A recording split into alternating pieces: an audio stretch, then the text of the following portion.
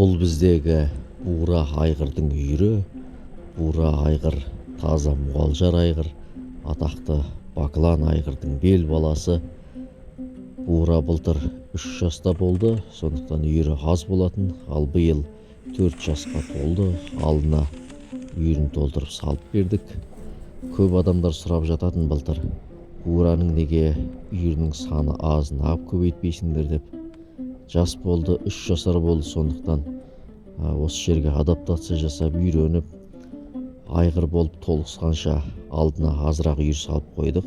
Ал биыл 4 жасқа толғаннан кейін міне үйірінің санын көбейттік. Осы жүрген енді міне бураның үйірі, Алла қаласа биыл үйірінің саны көбейіп, бураның да мазасы кетіп жүр. Олардың барлығын қайыру керек, қарау керек. Өз жалпы қазақи айғырлар, мұғалжар айғырлар үйіріне берік келеді, әр қызғаншақ келеді. Сондықтан қазір көктемнің уақыты. Қыс бітіп көктем шығып, жер көктей бастады. Жан-жақтан үйір-үйір жылқылар жазыққа шығып жатыр.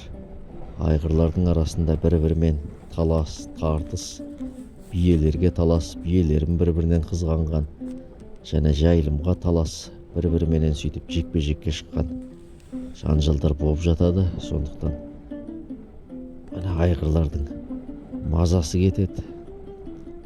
Дәл осы уақыт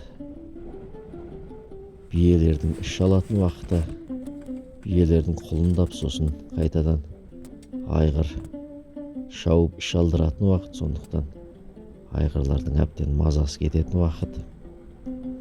Биелерді қарау керек, қайыру керек. Биелерін дауға да, жауға да бермей қарайтын уақыты, айғырдың нағыз еңбек ететін уақыты. Сонымен бірге бураның енді үйірінің саны көбейді, бұрынғыдай емес. Барлығына контроль жасау жалғыз айғырдың міндеті. Сондықтан дәл қазіргі уақытта бураның жұмысы көп енді. Қарап жүр, өзінің үйірін қарап жүр. Жас айғыр ғой, мықты айғыр. Өзіме мұғалжар айғырлар ұнайды жалпы. Бураға разымыз.